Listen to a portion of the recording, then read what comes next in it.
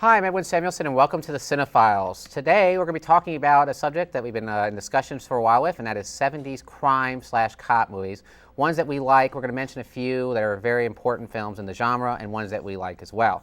Also, I want to tell you to check out our websites, which Gloria hopefully will display at the bottom. I've uploaded some more shows, and I hope you'll check them out and offer some comments on what you think is really what you think of them and what shows you like to see, etc., etc. Anyway, before I begin, let me introduce my panel. To my left, Eric Cohen.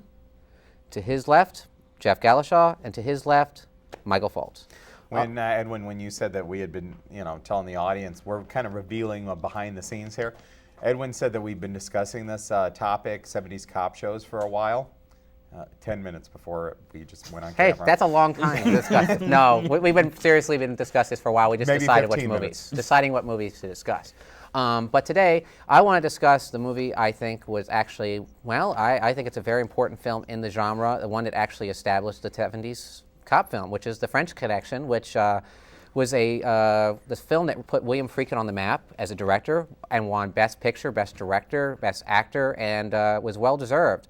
And it introduced a very unique style into Hollywood filmmaking, which was the documentary style into the mainstream filmmaking, I really think. William Friedkin said he was influenced very much by a film called Z, which is by Costas Gravas. And he said that he wanted to make a very all handheld, make it really get in there and go places you haven't seen in a movie. Well, not so much documentary. You're thinking more of cinema verite. Yeah, he's able to get into places you wouldn't be able to get into as easy. I mean, it's really gritty, very grainy. It has a realistic feel to it. Very unstatic. Yeah, very. And what I love about the film is that it really is, even if you're not a New Yorker, you can tell it's an authentic New York piece. It really is one of the best movies I've seen of actually capturing New York.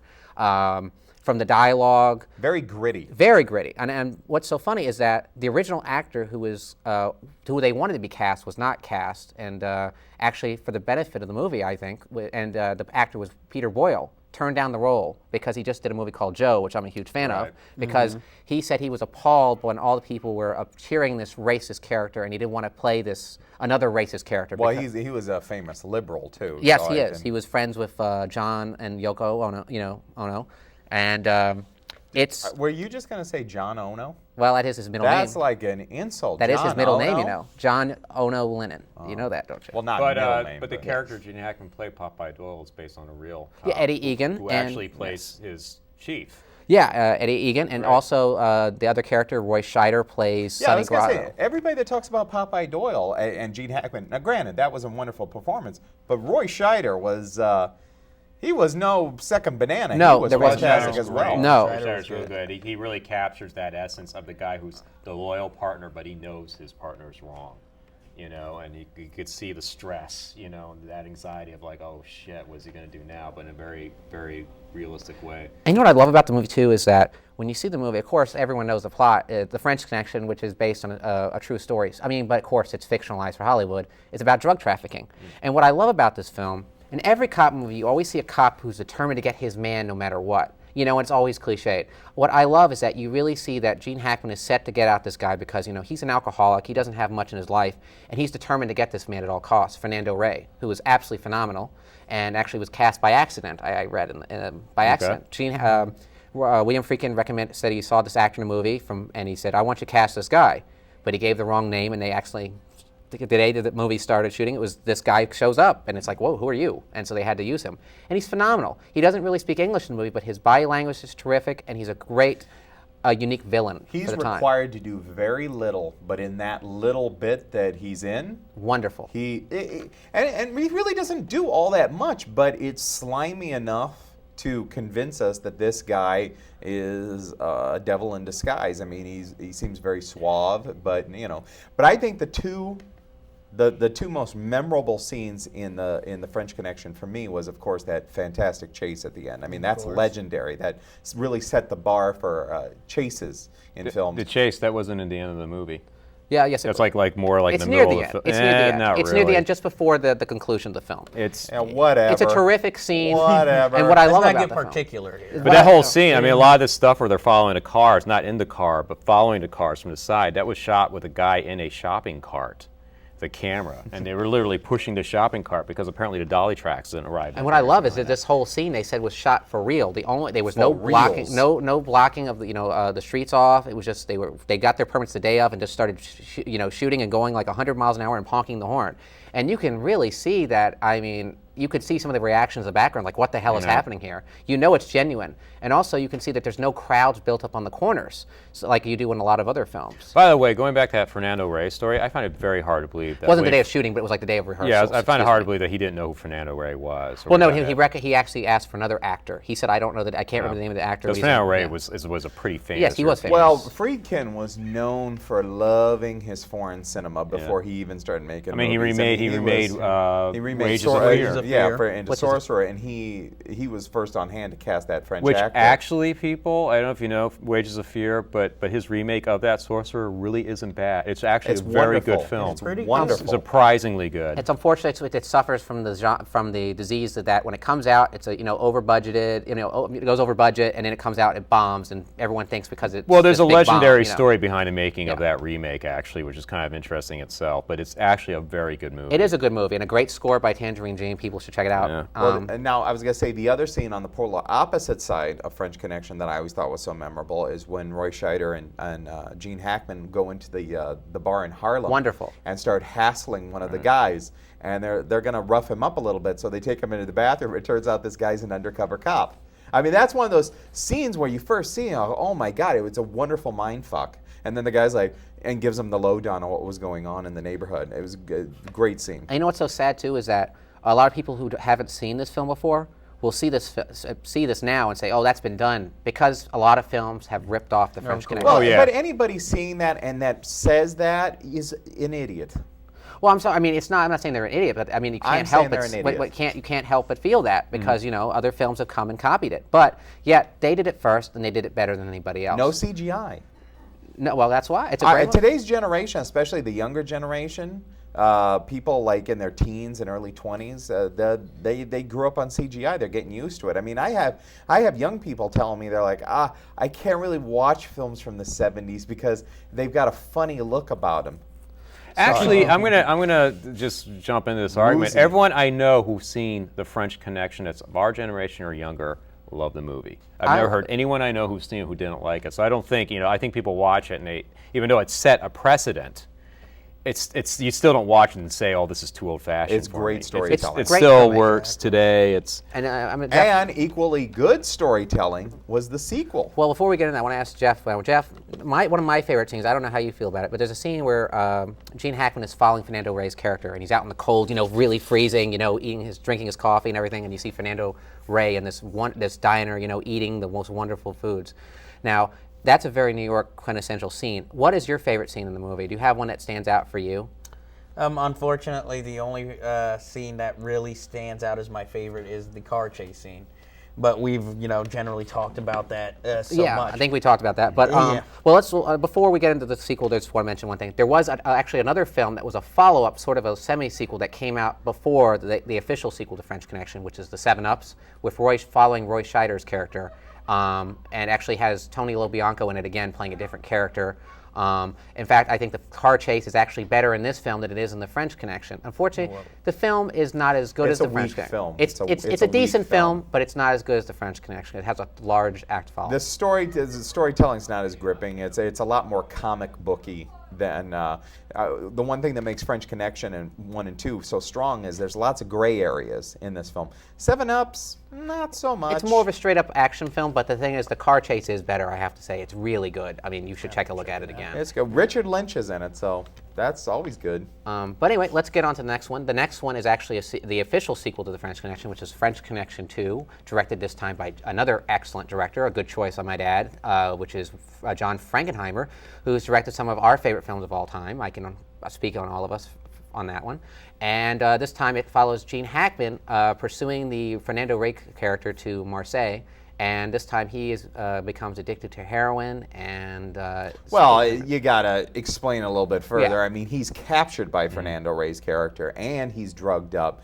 And the majority of the film, and what makes this such, actually, maybe Gene Hackman should have won the Academy Award for this performance rather than the first one. He because actually was nominated. it was so incredibly But good. what's interesting about French Connection 2 is like it's almost antithetical to French Connection 1, because French Connection 1, you remember the action scenes, you remember the car chase, all that Yes, stuff. absolutely. French Connection 2, it's a complete opposite. You remember him going through detox in the French prison, and the relationship he develops with that. No, it wasn't a prison. It was like a holding cell. It was a prison. No, it was a holding cell because Either he was a cop. way, He was in a prison. It doesn't Where do you matter. have holding cells? He was in a matter. room. It doesn't matter. Oh my He's- God, he's locked- semantics. He's locked in a room Please. withdrawing cold turkey from heroin. Holy That's all you crap. need to know. But as I we thought you were mentioned earlier- tired. I am. As we mentioned earlier, we would compare. But he develops it- this nice relationship with the French Yeah. police officer, and you remember the characterizations more in this one. You remember the little relationships that develop between the characters. You don't remember, the only, like, in fact, when I think of the film, the only impressive chase scene I can think of is at the end when he's chasing after Fernando Rey. He's on the yacht. And then we have the end of the movie. I'm not going to give away what happens, but It's so funny. It's like you mentioned. The first movie is more of an action-oriented film with, of course, some great dramatic moments. But this one's more of a character-driven piece. Exactly. And the pieces that are in there are phenomenal. I think it's some of Gene Hackman's best acting when he is repulsed by drugs and he hates drugs, but then he's unwittingly become addicted to heroin because he's injected with it. These are some great scenes where he's withdrawing, where he's Actually, just it's one him. of the best drug movies I agree of with all you. time. it's amazing because he basically delivers a monologue throughout that entire sequence. He's doing the only talking. He's carrying the whole movie on his shoulders. Yeah, the whole thing is him. I love when they attempt to give him some sort of refreshment, and he has a bottle of Coca-Cola, and he takes a drink, and he spits out. He's like, too bitter, because the heroin has screwed up his whole system so much that anything sweet is too bitter for him. It's a very emotional film, and like we were talking about earlier, I compare it to Aliens and Alien, where the first one to me is like Aliens, it's an action film, and this one's more like Alien, where it's more of a character, suspense piece. I think it's not, the thing I love too is it's not a rethread of the original. It really feels like a continuation, and it's a different feeling. It feels different, It's but kind the of same. like Godfather 1, Godfather 2. Yes, Two absolutely. very good films that work very well on their own. And unfortunately, I mean, when it came out, it really didn't get the greatest reviews. I mean, people thought it was a decent, okay film, but did not get any of the acclaim that the original French Connection did, and that's a shame because it's a really good movie, and I think a very worthy follow-up. I think a lot of times with sequels, unless you have some sort of like strong backing or a strong vision or whatever, a lot of times the sequel will just be a redone first version or a second version of the first film. And probably one of the problems was with the people were expecting even more over-the-top version of what they saw in the first one, which I think is people's natural expectations. All right, well, I'm going to sort of counter that argument because you're talking about a different time. Nowadays, we expect that with sequels. I don't know, Americans are fairly stupid, though. But in the 70s, it meant something different to do a sequel to a movie. It's not like, this is before Star Wars. There was no sequels, really. There wasn't any such thing as a sequel unless it was like a series, like the James Bond films or something like that. So when they made sequels in those days, they were meant to be movies on their own, Absolutely, yes. stuff like that. And French Connection 2, I think it's more of a situation where nobody had ever seen anything like French Connection 2 before. No. They're blown away by a lot of it. And so there's no way the follow-up is going to be, you're just going to be disappointed somehow because it's an entirely different film. Well, what's interesting is that movie has more in common with the drug movies of the 70s, like Dusty and Sweets McGee and Cisco Pike, than it does with the other 70s cop films that it Needle shares Park, in that time. Yeah. I think it's a neglect. People just need to really see it and look at it and judge it not more as a sequel, but more as a continuation of the first story. Apparently, we like this film. Yeah, well, and that's Very another thing much. you mentioned. Very Well, interesting. And you know something to expound. You talked about New York films. Yeah. And that's what 70s cop. A lot of effective 70s cop films were shot in New York. And when you see French Connection, the grittiness of New York really shows up in the 70s. You know what? Another film, a cop film from the 70s that had that same gritty feeling? Fort Apache, The Bronx. That's not a 70s That's film. in 1980. That's 1980s. God damn it! Sorry. Dude. God, what is it with you? Well, one film. Where's your movie mind Well, today? we'll say this. That, It's 80! Come on! I'll segue Fuck this into you. another one. The other film that we're going to mention that's talking about great New York location photography. In fact, I think it's probably one of the best, if not the best, is The Taking of the Pelham. Yeah! which Walter Matthau. somebody named Quentin Tarantino saw, and I can guarantee you lifted a lot of the ideas. You don't have to Reservoir guarantee. Dogs. He's admitted it. Yeah. He totally admitted it. Tarantino. Who? Tarantino, well, Who? with the color chart. Mr. Pink, Mr. Red. I got to flat out say, Taking Pelham 1, 2, 3 is one of my favorite movies. Period. It's a great It's movie. if I had to force if they had to force a 10 best list out of me, that would definitely be in there. And it's such a good movie. It's a funny movie. The only film I've seen, you know, some people, you know, it's got the same vibe. If you've seen Inside Man, Oh yeah, that's a great example. it has that vibe. Smart New Yorkers. It's an ensemble cast.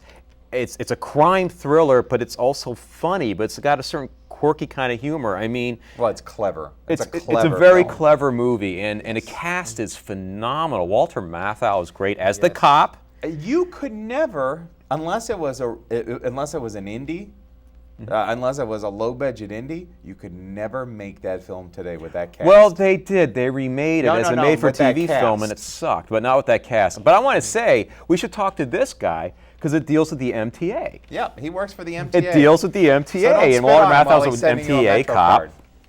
Or selling it. Go ahead, Jeff. What do you think of what does it really capture the transit experience? Well, I don't know how much of the transit experience it captures, considering I'm in the booth. I'm not in the higher up. But Taking of Pelham 1, 2, 3 is a film I greatly enjoy. I'm a big Walter Matthau fan, so it was great to see him, you know, really have a lead role where, you know, he's not the usual comic foil for once, where he seems to be like the straight man through most of it, whereas everybody else is more of the quirky character. And the thing I like, without ruining it, I just like how he said about cleverness. I liked how it cleverly ended. It didn't end with a wham bam. It just ended with one little slip up, and it's like, gotcha. That's a great freeze And frame. it's such a well-written movie, because there's all these little setups. Like, I love the whole setup about what if the undercover cop on the because there's this whole thing where they know there's an undercover cop on the subway that's been hijacked, and they're like, what if it's a woman? Oh my God. And then it sets you up for one of the best punchlines in the movie, and it's hilarious. And one more thing, not to cut you off, is that it is Please also cut me one off. of the earliest performances of an actor I love, who I don't feel gets enough work these Hector days. Elizondo. Hector Elizondo. Hector Elizondo. He's that's terrific. right. Well, He's that terrific. whole cast is brilliant. And there's a I great- mean, Robert Shaw. Martin Balsam. Balsam. You know what I love too about the wall, and let's not forget Jerry Stiller. You know what I really like about the Taking Pelham 1, 2, 3? I really like the character of Walter Matthau. He's not super cop. He's not your he's not like this macho cop. He's just like a regular average guy. He's an old guy. That's what I like about it. He's not like That's you know, what I was saying. You cannot He's remake mature. that movie I'll today. say that. The studio would never say, can we make a really good, gritty, suspenseful cop film, but all the actors have to be over 60? Yeah, no, it's so funny too. It's like at the end, it was made today. They'd probably send Walter Matthau into the subway car to rescue everybody. I like that he just But, stays that where Wal- he is. but it wouldn't be Machine gun. Walter Matthau, it'd be Bruce Willis. You're right. Yeah. No, or Sean Connery if he was out of retirement. And I like that the characters are smart. They don't do stupid things like all the time. You know, at the end, like that's a little carelessness, but it's not stupid. It's a mistake. It's Exactly. genuine. You know, and I think too, a great score by David Shire, and a great, I mean, just wonderful capture of New York, especially the 59th Street station. You know, like they filmed a lot of it on 59th Street where I grew up, and I remember that it really captures that feel, which is a time which is now no longer, you know, around. I have to say it's up there with the French Connection with the subway stuff, you know, with of course the famous scene with Fernando I Rey. agree. And they actually get the train system right for once in a movie, which a lot of films get wrong. Absolutely right. That's something you brought up. You said always a problem we had in New York is bad New York geography. Exactly. Spider-Man 2. I don't know what train line. Well, that was like Chicago. a made-up. Yeah, I know, but I'm fantastic, just yeah. like. That wasn't a Chicago. real New York. That was like an alternate reality Or Money New York. Train, then. But please avoid the That's remake. made it a bad movie. Why do you have to bring that up? Well, let's bring us on Sorry. to our final film for today, which is a movie which is one where many of you might not have heard of, but it's one that we recommend. It's actually a kind of a sci-fi film, but it's a New York cop movie at the same time. And actually, the creator, Chris Carter of the X-Files, said that he watched it. It was a very big influence on him, and that film is God Told Me To, which is another film that really captures a time of New York that is no longer around.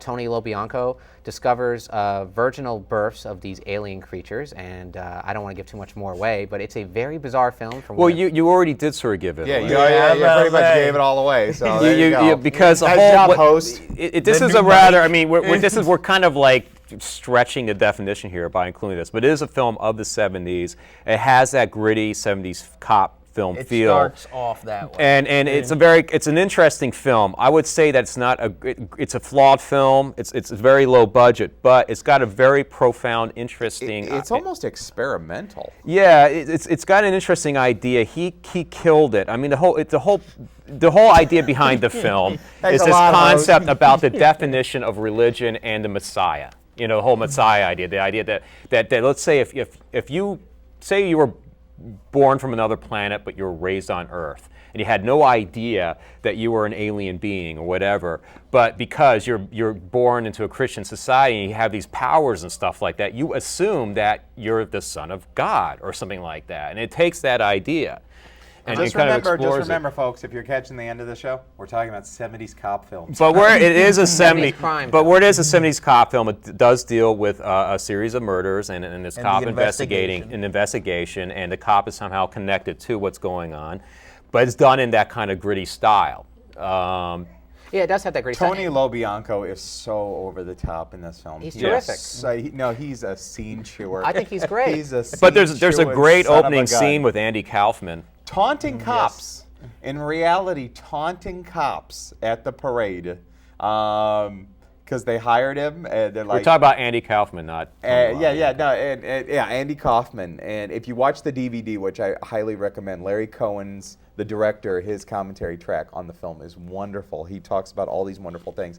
And the mysterious being in the film that is the God that is telling people to go commit these heinous crimes is played by a wonderful character actor that I love bringing up about every single show called Richard Lynch. Of course. And He actually gets to use his burns in the movie. he's just wonderful. And what's great Mike is filled with gratuitous Richard Lynch tonight. on the commentary track, Larry Cohen talks about how Richard Lynch wanted to go out to Hollywood, but he was very nervous about it. He was very scared. And Larry Cohen goes, "With that face, you'll be able to make millions in Hollywood as a villain." And sure enough, he was the prerequisite TV and movie villain He's a from both the go-to 70s. villain guy. Yeah, he's a great villain. In fact, he got a big part after that in the movie called The Formula with George C. Scott and Marlon Brando. He played the Nazi.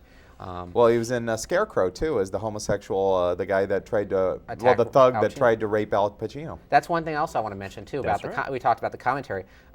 Larry Cohen actually on any of his DVDs, of any of the films that he shot that were in New York, his commentaries are phenomenal. He talks about the New York experience and what it was like filming in New York, and how he said he's very sad that those days are over. He's filmed many films in New York. One of them was Q, which is Black another great Caesar. film. Black Caesar, another great commentary. Hell Up in Harlem, another great commentary. Larry Cohen is a wonderful New York filmmaker because I think he captures it better than just about. He's an interesting filmmaker because he dabbles in all these exploitation kind of stories, to get the movie sold. Very, very pulpy and ideas. be done on the grindhouse circuit. But he always had Michael Moriarty, who's a very interesting actor. Very interesting. In a lot of his films, not your typical guy you go to be in a B horror film type thing, and that's what makes his films unique. He has these weird, interesting elements that you don't associate. He has great characters in movies, like the Michael Moriarty character in Q. I mean, there's a terrific New York. And it's a very odd performance, but I thought it was retarded. Well, that's the great thing about the character. I'm He's a just complete saying. loser. Point taken. But I mean, that's another. We're talking about God Told Me To. There's some very unusual performances in there by Sylvia Sidney, a great actress who was in Cat People, better known to people today from probably Beetlejuice. Now she's no longer with us. And I love the sci-fi element of the movie. Right. Well, there we go. It has a Sci-fi sci-fi element. It does have a sci-fi element, but I we think gave it's it a sci-fi away. film. We gave it away. We gave away the fact that it's aliens and shit. What do you think of God Told Me To, John? I loved it. I thought it was very interesting. I didn't see the ending coming at first. I just thought it was going to be something like a cult thing, and then all of a sudden, you already ruined it. I didn't ruin it. Thanks to Final Cut Pro, I will take care of it. But keep that in tonight's show. But I really enjoyed the film though. And also, if also not to self-plug, if you guys check out the DVD, look for an Easter egg that I actually contributed to the DVD. If you go to the special features and click under audio and search around, you'll see a Q&A that I shot with Larry Cohen and everyone's favorite film critic here, Mr. Armin White. at the Walter Reed Cinema. Armand White, man. Hey, Bo, I was going to say that Armand you White, not only a just give sack away the of ending to the crap with movie, but you legs. gave away the Easter egg. Oh, hell, It's not an Easter egg anymore. Well, now they can look for it. I didn't say exactly where it was, but it's an interesting. You're clue. giving away everything. You just handed out maps. Hey, this is the spoiler right here. That's your nickname. You're taking Mike the my Spoiler. job. Exactly. Well, since we'll wrap. So this what up. do you guys think of Fort Apache, the Bronx? Oh, come on. That 80s film? Well, we can discuss that. Wait, we should talk. Assault on films. Precinct 13 was a 70s cop film, technically. Well, it was a 70s cop film. Star Wars, I guess, was technically. It was. Han Solo was a cop. He was a cop. Well, he was like no, the he was Popeye the Doyle. outlaw. But no. Darth Vader was the cop. Luke Skywalker was the rookie. All right, we got 2 minutes left, guys, so let's make them count. Is there any other films you'd like to recommend from the 70s? I mean, I know, Jeff, you were recommending, of course, Serpico as one of your favorite, Yes, 70s Well, that'll As be for our always, Sidney Lumet show Sidney later on. Yeah, let's have our Sidney Lumet show. which we'll get into more. Another film that I'd like to mention, I know it's not a cop movie, but I think it's a terrific, we were talking about the New York experience, I think is The Warriors. I think that's a terrific movie. It really Definitely not a captures cop film, but an awesome film. But it captures the New York- Anti-cop film. Probably to me, one of the greatest films of the 70s. I agree with you, except avoid the new cut. And I'll tell you something. No, don't avoid it. The new It's cut. If The new you're cut a is fan, terrible. if you're a fan of the movie, you're going to want to watch that new cut and find it interesting. See the new cut for the extras, but stick with the original But cut. you know something? The Warriors is one of those films that I don't think can be remade. Well, it is being remade. I know, heard. but I'm saying I don't think No, it can it's be. a time and place. It's a time capsule of that era, and it can never ever be retapped, no matter how much they try. Unless they try to make a completely different film, and what's the point of that? Well, I was going to say there's going to be a lot of guns. That's all I know. Well, they tried to remake it. It was called The Wiz. Wiz, great 70s film. It's similar as a cop film, like and God Told Me To. Hey, God Told Me To, I think is probably the most unique film here, and unlike the other ones we discussed, but it is. I a know cop that movie. Andy Warhol was really pissed off at Sidney Lumet we're out of during time. the Wiz because he said Lumet made Diana Ross ugly. I didn't think she looked ugly. Anyway. That's also for our Sidney Anyway, Lumet I'm films Edwin show. Samuelson, and be sure to check out our YouTube and MySpace pages, which you can see in just a moment. And please share your feedback and check out the episodes. And tune in next week, and we'll see you. Thank you. Bye. Bye. Hey, Thank you. Our audience of We have an one. audience. We have a Viking in the audience. Our audience of one. And we'll dedicate the show to you, Emil. Thank you. We're still on? Are we still on? Oh, I guess Yeah. we are still on. Uncomfortable chatter. You can cut now. Thank you. Okay. Hey, Gloria, do me a favor, will you please?